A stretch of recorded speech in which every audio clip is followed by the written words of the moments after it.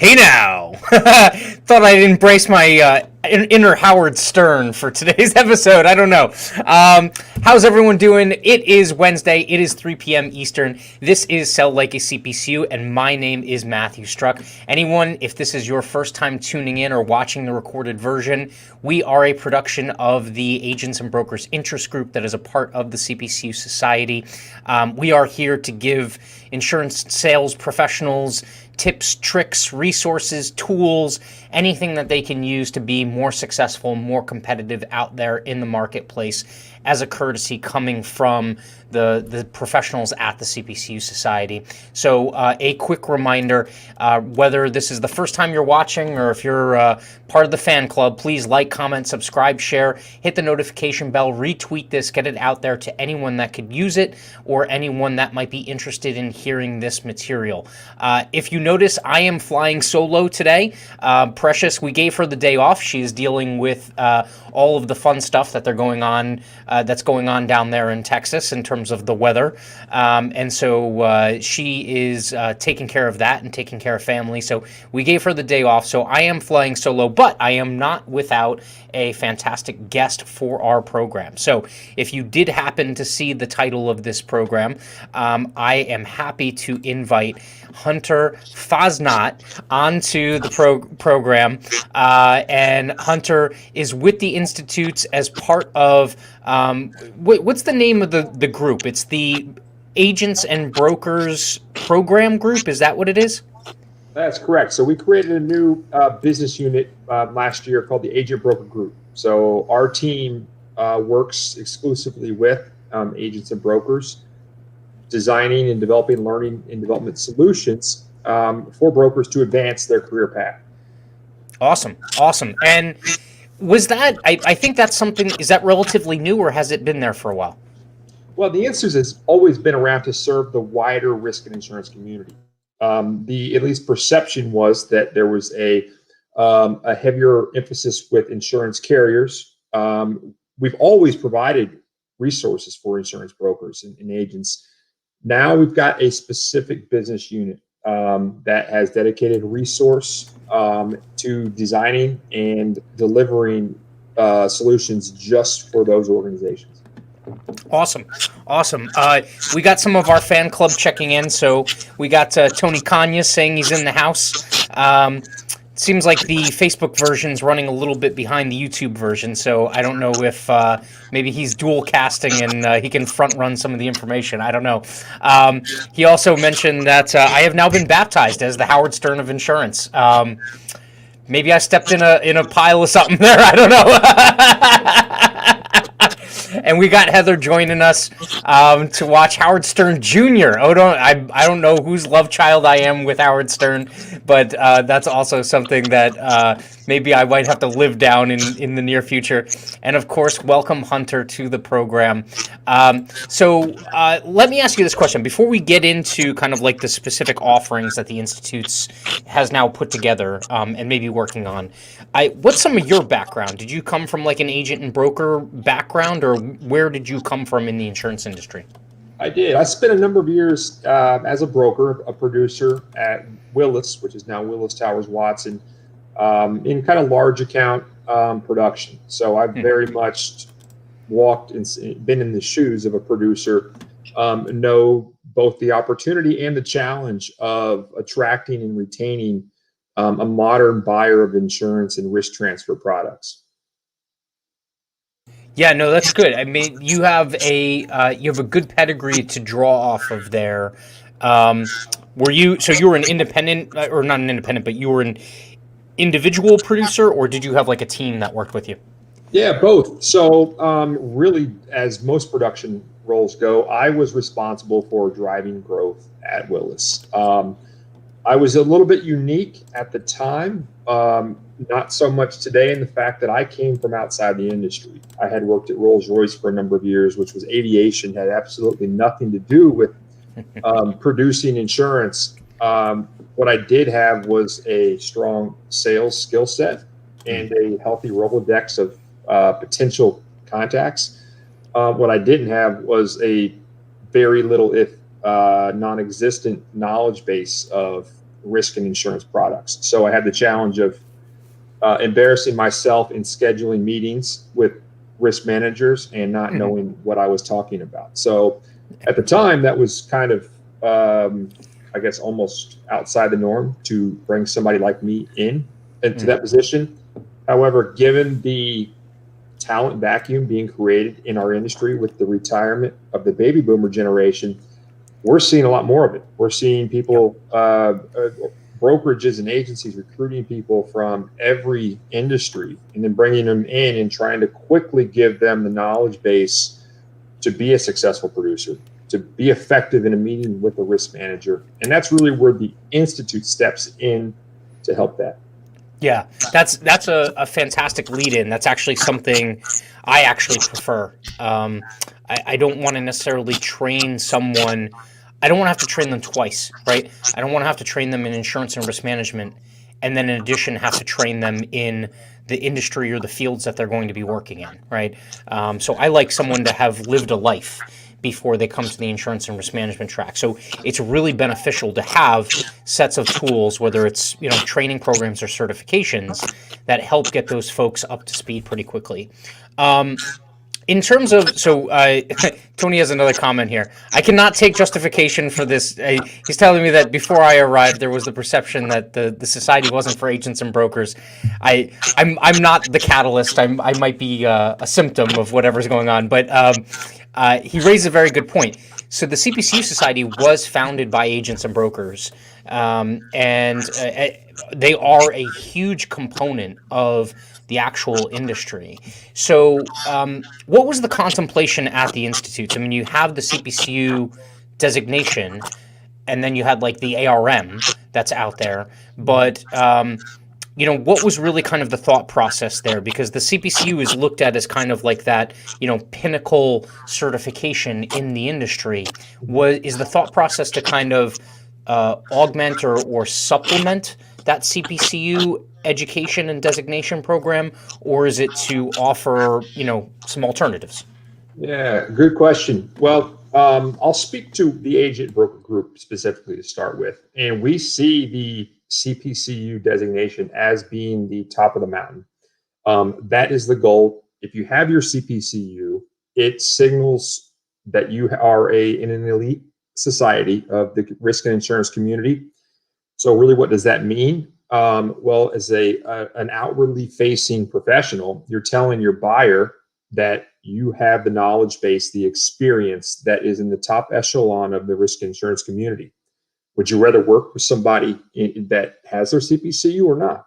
Well, it's pretty obvious with your reputation. You would choose a producer. You would choose an agent or broker that has their CPCU. Now, really where it's changed, and I'll be frank, you probably heard it too. I remember back to my days at Willis, people would say CPCU is can't produce, can't underwrite. Well, really what that is that's producers who are too lazy or don't care to invest in their own education, kind of making fun of those who do. Touche.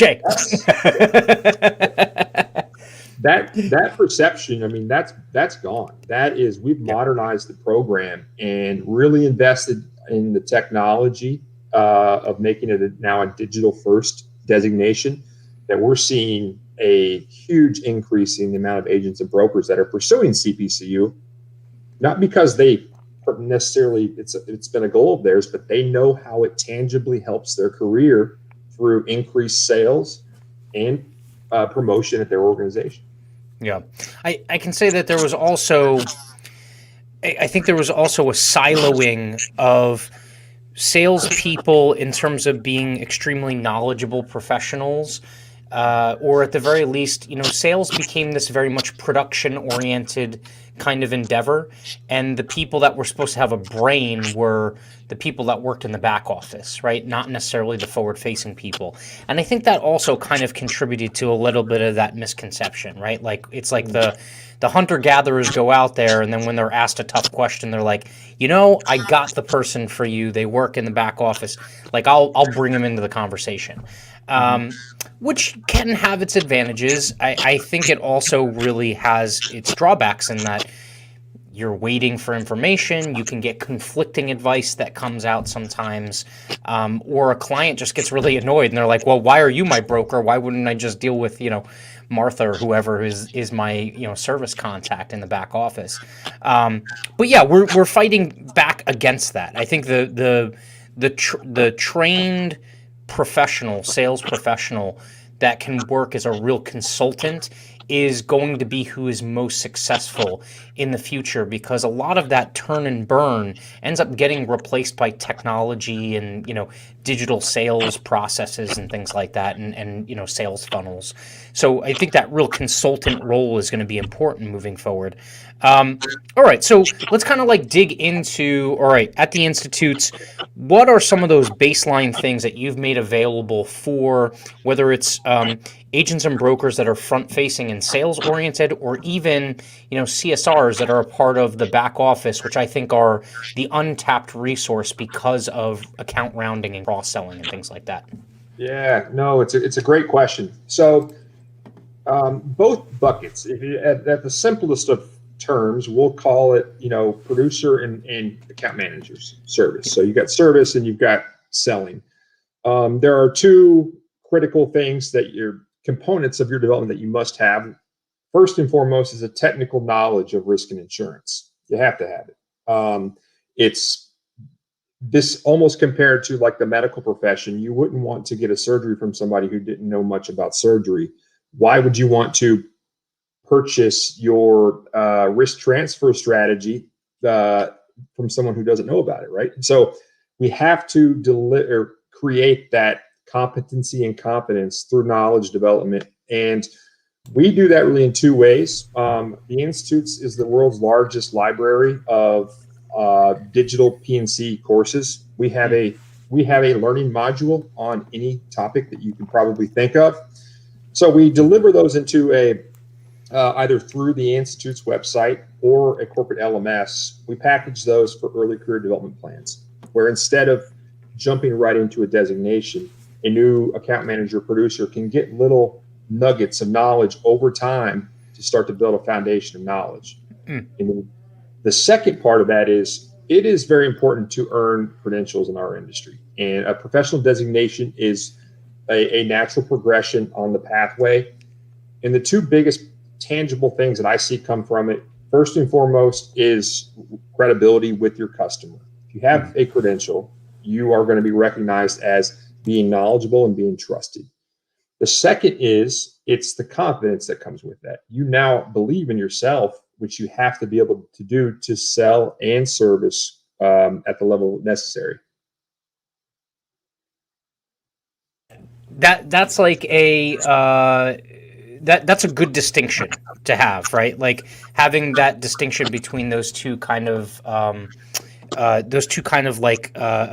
educational paths, right? Or it's I was lucky when I went to college. I had professors that believed in not just kind of rote memorization. They believed in the fact that everyone had different learning styles.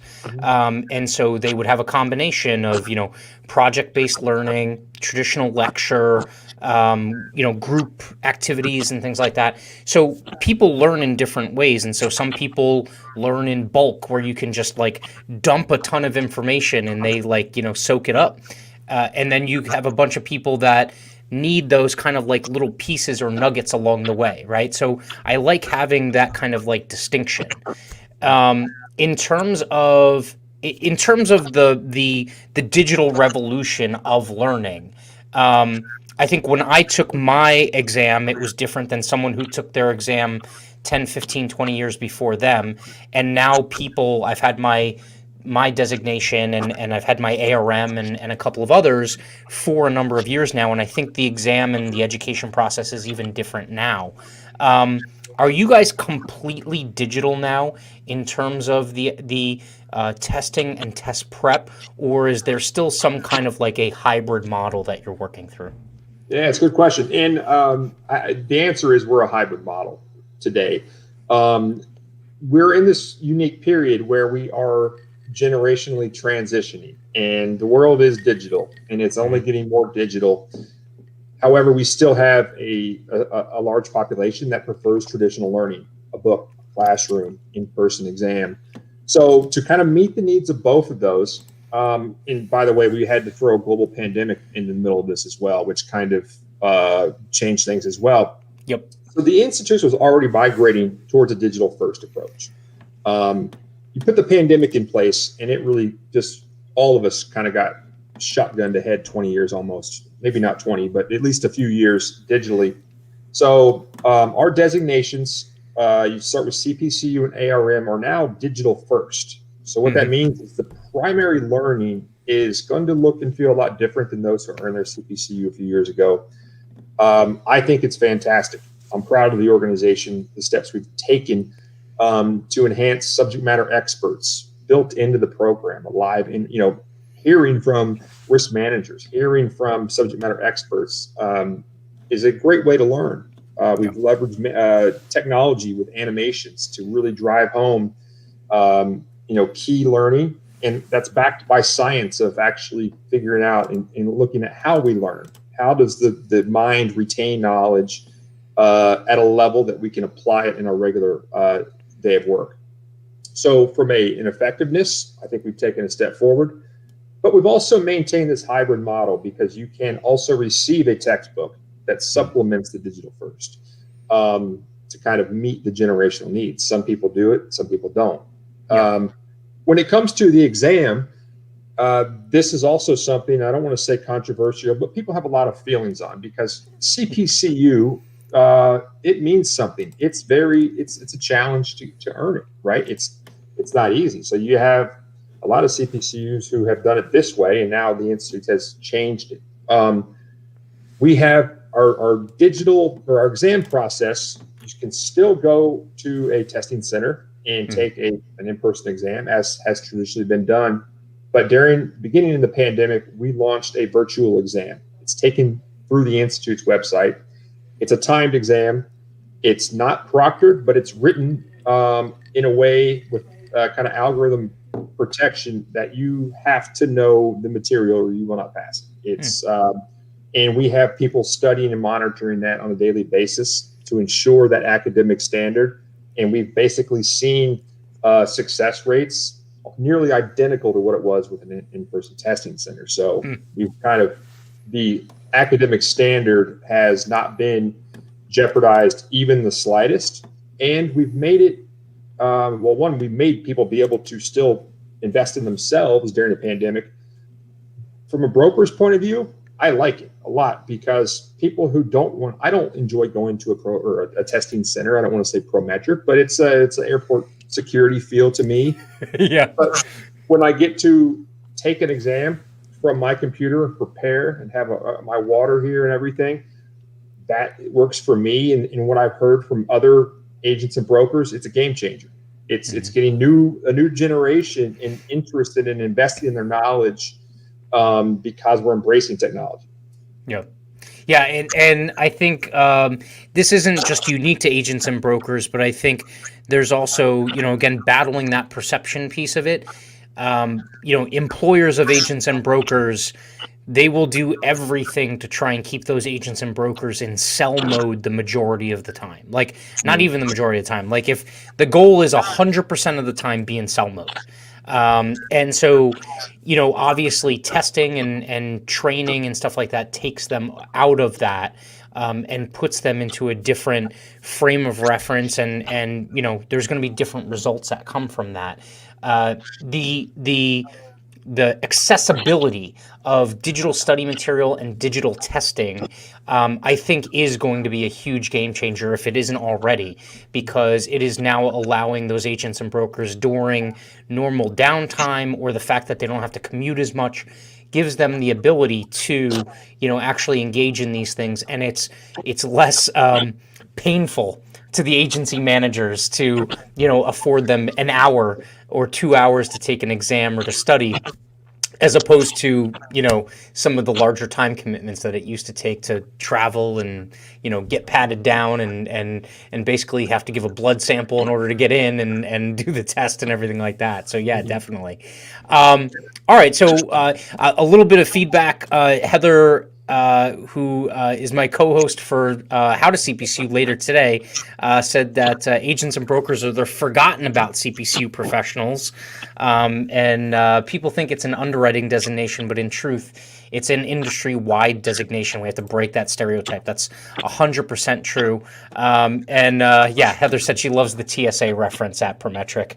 I think what's interesting is I think with some of the outside testing facilitators with COVID, they've tried to maintain some of the same practices and procedures, and there's been a lot of pushback. Like I heard from Precious, my co-host for the show normally, she took I guess her SHRM designation exam, and they make you like pull your pockets out, and like if you're wearing the hood, like you have to show them inside the hood and everything like that. So I think look, they have to validate they have to validate the fact that they're giving a legitimate examination. I love the fact that you all have embraced some of those algorithmic controls, or at least filters that can go into it to figure out whether or not someone is legitimately taking the test or not. So let's ask about. Let me ask you about kind of like I pulled up the Institute's website here, and I like that it's fairly intuitive in terms of if I'm an agent and a broker and I'm coming to look at the Institute's website for training and a certification. Where do I start off? I think it's plan my education. Well, if you go to, I'll pull it up as well. Yeah, search by job type, education by job type. Yep. And then you'll see agents and brokers. Awesome.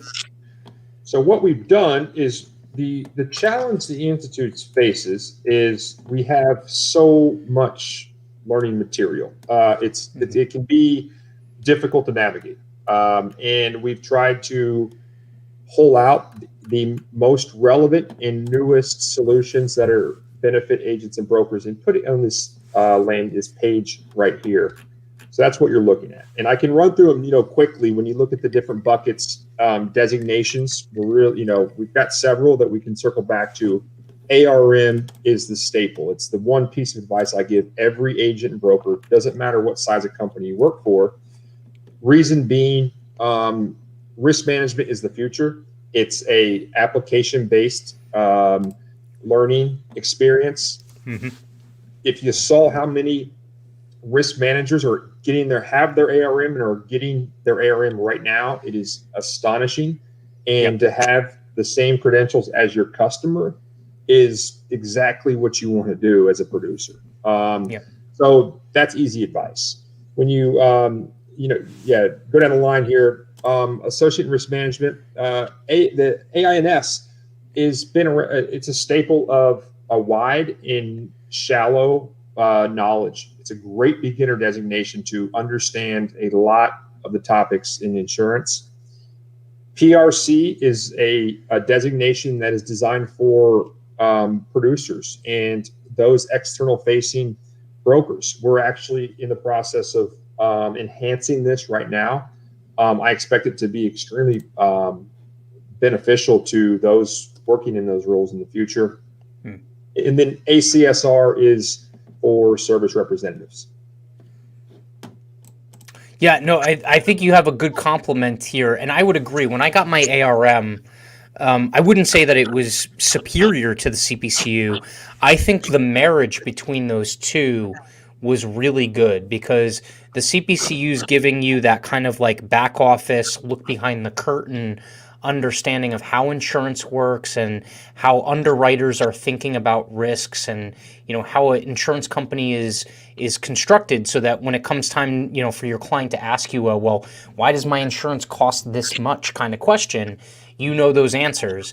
And then the ARM was, like you said, very much the applicable piece of it, right? It was like the risk management in action certification that went along with it. I would have to say, like, either one of those independently is a fantastic option, but I would say that, like, for me, the majority of the brokers that I found that are just kind of like the tippy top of the professionals that are out there, they typically have both.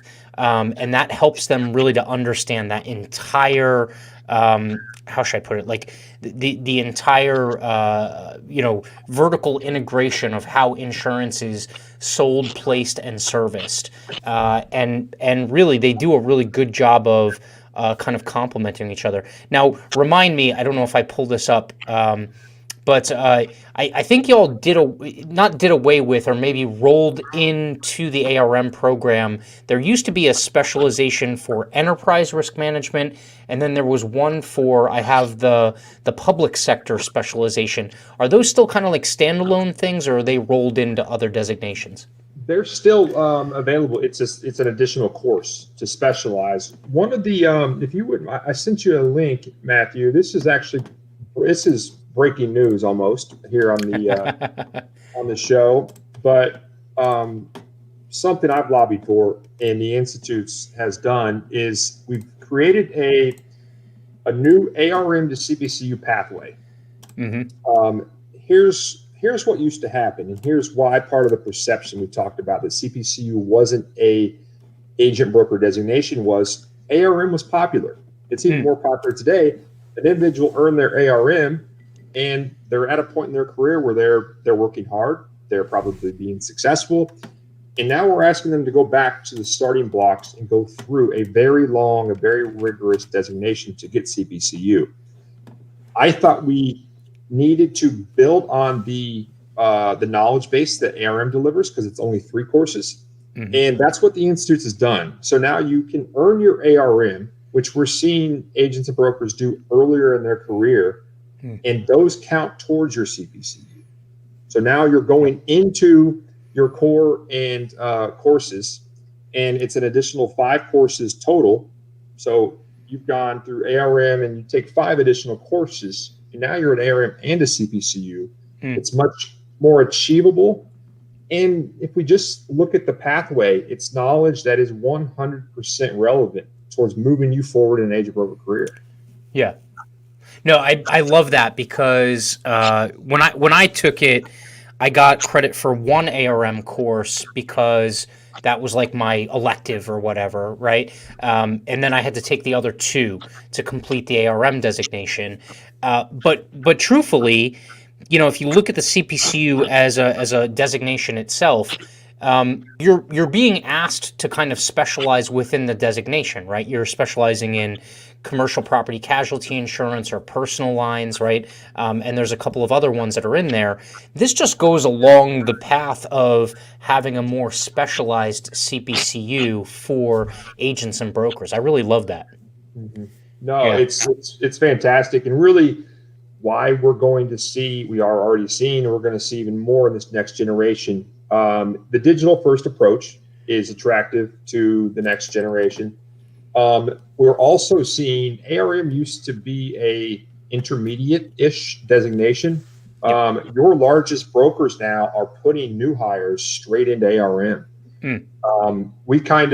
The Institute was leading on sounding the alarm bells that we have this talent gap in the industry. We just don't have enough bodies to sit and fill these roles, particularly in the agent broker side. And then all of a sudden we see like crazy aggressive initiatives from the brokers in hiring talent and trying to rush them through the development curve because they need senior level managers today. They don't have time for new hires to sit around and develop like they used to. We've got to figure out a way how to get a 22, 23-year-old to be a 29, 30-year-old yesterday. So Yeah. part of there's a lot that goes into doing so, but they're starting with ARM, and then now you're segueing into CPCU, and we're going to see a huge percentage of that. And I recommend it to anybody that wants to be successful in this space. Yeah. No, that's a big point, and I can see that playing out real time. There is a compression of that period of time that used to, and in the agent and broker world, that maturing process was compressed even more than other places in the insurance industry already before, digital tech started to really kind of evolve the way that it has. So I can really see that pressure bearing down. My other question would be, I think we're starting to see, and this might be a little bit early, but we're seeing companies like Apple and Google, like more tech forward companies, hiring kids straight out of high school, right? Just surpassing or of getting college out of the way as a middleman, and getting the highest flyers out of high school and training them up in that company's own way. I think this is also kind of an opportunity for that as well for y'all going forward. Has that been something that you guys have contemplated in terms of whether or not companies are going to begin to kind of like short circuit the secondary education market? Yeah, no, it's an excellent point. So the institutes as a whole, we serve our mission is to serve the risk and insurance community. So whatever the risk and insurance community is headed, we're trying to help them do that and serve their needs. And we are seeing that. We're seeing that on the broker side. We're seeing that on the carrier side. And I don't think it's all that surprising if you really think about it, because while I don't think the traditional university learning curriculum is ever going away, I think it delivers a lot of value. There is a population here that can be successful without doing that. And we have technology is allowing us to do that really where we couldn't in the past. So an example of that is the Institute has created and is creating a lot of shorter video-based education modules where somebody who doesn't have a lot of time or has the experience of learning, like at four-year university, they can pick up this knowledge and start down a career path. What was it? A few months ago, Aon came out and announced, I believe it, don't quote me, but they're committing $30 million to an apprentice program over the next 10 years. Wow. So their apprentice program is they have identified key cities, large cities in the United States, and they are recruiting non-college students, so high school students, to come in, get experience at their organization, and they have a curriculum for them to earn an associate's degree that is almost has our material that we're supporting them with built into it. So you're getting live experience and you're getting insurance and risk education, and I'm all for it. I love it. We're seeing a whole new generation get a door open for them to come in and learn and be successful.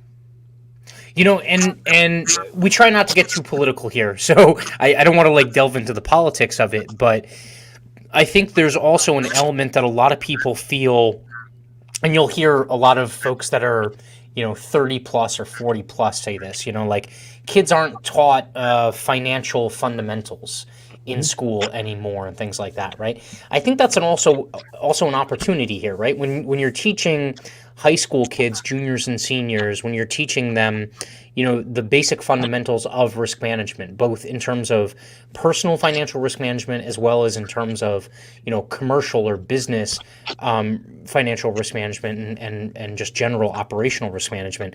I think that goes a long way to have some of these other kind of ripple effects that are positive, where they'll do a better job of maintaining finances. They'll do a better job of, when they do start their own businesses, they'll do a better job of risk managing their own operations.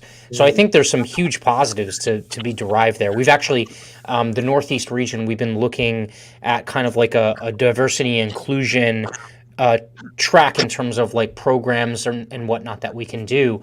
And really, the conversation has it shifted. Originally, we were talking about college. We were like, you know what? That's not early enough.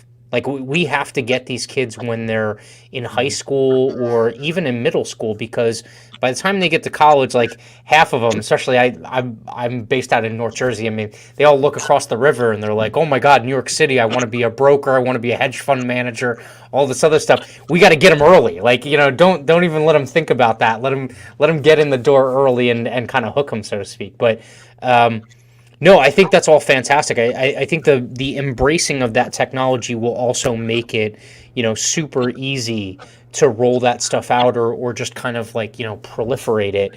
Um, Anything else that's coming down the pike? Do you have anything that's kind of like in the developmental process, or, any spaghetti that got thrown against the wall to see what sticks? Well, we're always throwing spaghetti. Yeah. One thing I got, yeah, two things I'd like to, I think is relevant. The first is you mentioned something that was interesting earlier about service teams having sales skills, and one of the benefits of my job is I get to see what almost every agent and broker is doing, what they're good at or not good at. And almost across the board, we are so focused on producers and we don't pay attention to the innovative development opportunities of our account managers, service representatives. And if you actually look at it, they're the ones touching the customer the most. Yeah. So, and they also are probably trusted the most.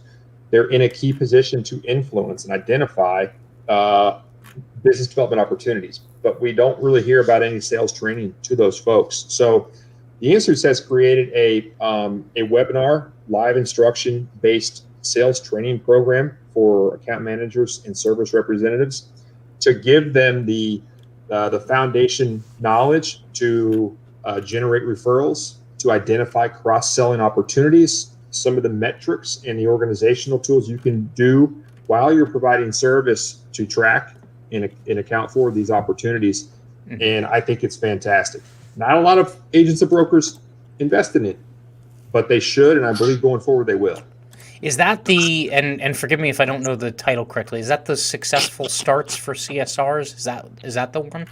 No, this is high payoff selling for account representatives is what we call it. So it's our high payoff selling program. It's dedicated sales training delivered virtually in a cohort based. So what we'll see is an organization will take anywhere, we kind of look for 5 at a minimum up to 20.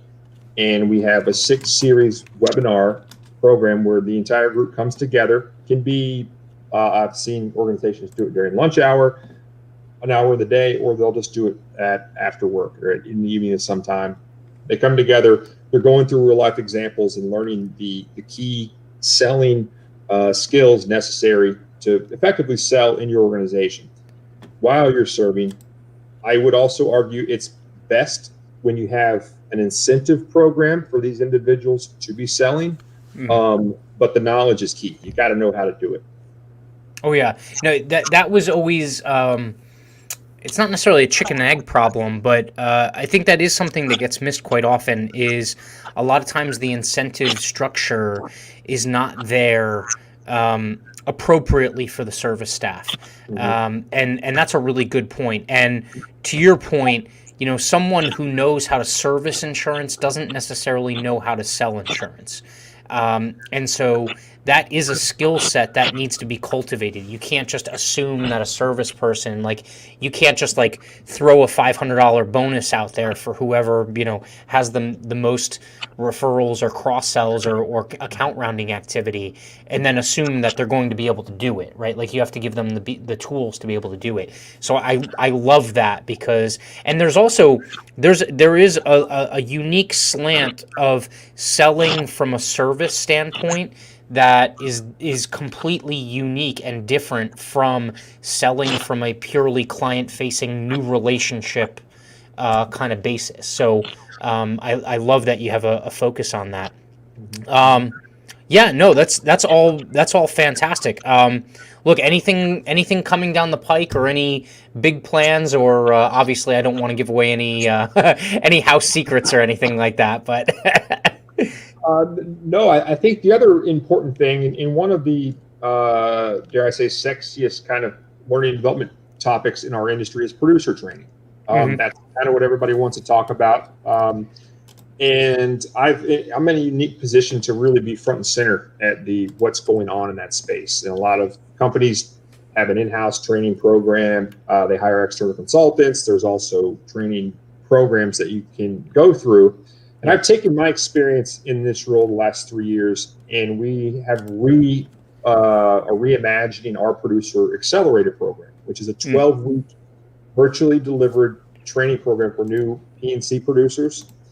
And we've made it where you're combining the two elements that are successful. One is day one knowledge development on P&C topics. So that new producer is gaining enough knowledge to go into a meeting with a prospect and speak their language and identify risk and insurance needs and opportunities to drive new business.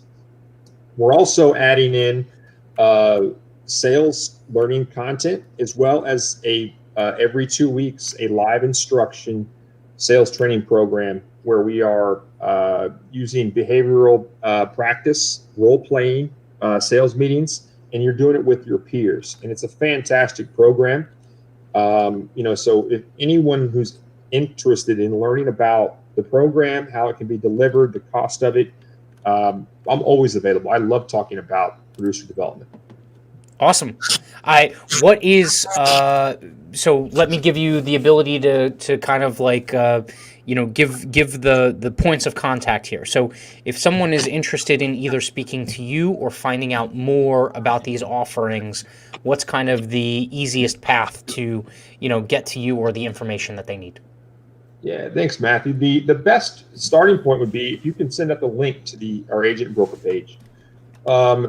One, that's where you can find all information. Most of those have links. You can purchase them there, or it's a request information, which does end up ultimately at me. And also, I would love some feedback. If some of your members, what do you think of it? Do you have any recommendations on what we can do different with our website for the agent and brokers? We see us as an extension of your society, so that would be wonderful. Additionally, please share my email address. I love hearing and talking from our entire community. So if somebody wants to learn more, has a question, has an idea, please reach out. Awesome. Yeah. And so really quickly, what is your direct email address, just verbally? I won't throw it into the chat because I don't know if it gets searched and you'll get all kinds of junk mail and stuff like that. But what is your direct email if folks want to get in touch with you? Yeah, it's Fausnacht, my last name, at theinstitutes.org. Awesome. All right. So I did throw the agent and broker central page link into Facebook and YouTube. Periscope is acting up for some reason. It's giving me issues, so it didn't go up on there. But if you do watch the Twitter feed on this one, go to the Facebook or the YouTube feed and look in the comments. You'll find that.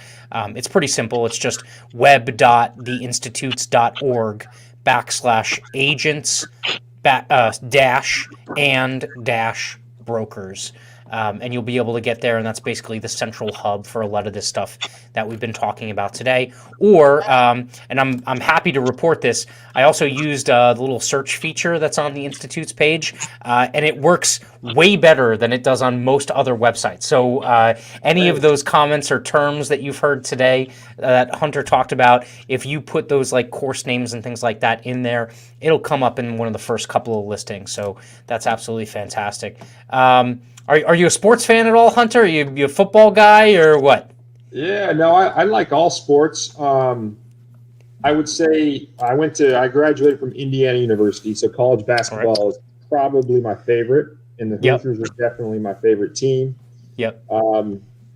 In baseball, split because I grew up in the South, but I lived in Chicago for a number of years, so the Cubs and the Braves are kind of my teams. All right.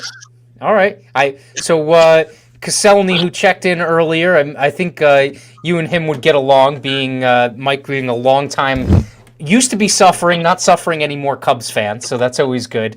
And Mike is right. The agent and broker interest group has been revitalized. There's been a lot of work there. We actually have a call coming up this afternoon with the leadership for the interest group. So yeah, some good things have been going on. So that's all. That's all I got for you, Hunter. It's is there anything else that you want to share in terms of just any of the offerings that are out there, or an opening for feedback? No, I think the most important thing I want to say is thank you and thank the community.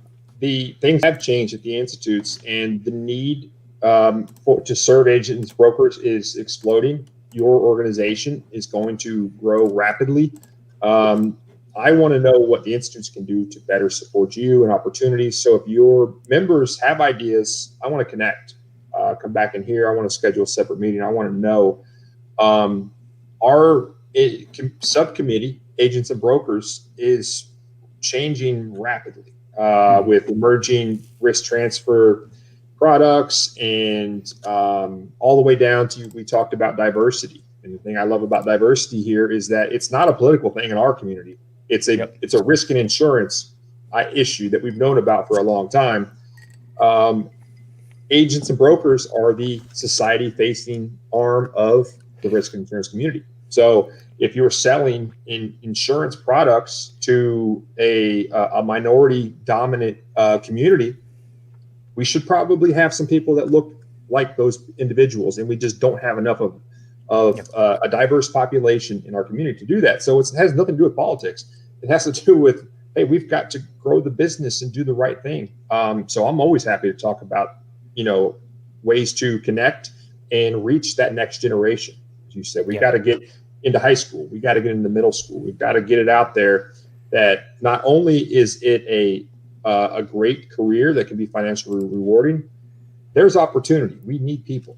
Okay. If everybody's piling in, they want to work at Apple, and nobody's going to risk and insurance, I'm going to risk and insurance. That's the message we've got to get out. Yeah, no, those are all huge points. I think the diversity piece of it is big because, like you said, I think there are a ton of either untapped or underserved industries that are out there, or at least portions of industries. And to your point, you need someone who speaks the language. Like, I'm not going to send someone who knows, banking risks to a contractor. I'm just not. The Brooks Brothers suit is not going to play well with the guy who's wearing the ripped flannel and the work pants. So the same applies to those kind of like niche markets and some of those targeted demographics that make up a huge portion of a lot of these industries that are out there. So yeah, no, that's a good point. Well, I want to thank you. I appreciate you taking the time. I know that like the rest of us, you're busy as all get out these days, especially with the digital world that we live in and ultimate accessibility. But I want to say thank you. I want to remind everyone, whether you're watching live or you watch the recorded version, like, comment, subscribe, help us with the algorithm. All of the likes and reactivity to these videos helps spread the word and get it broadcast out there better because of the algorithm. So definitely throw a like and smash the subscribe button. And that said, that's another Sell Like a CPCU. We're here every single Wednesday at 3 p.m. Eastern. I would love to see you here next week. And Hunter, thank you so much. I appreciate it. Thank you, Matt. Appreciate it. Have a good one.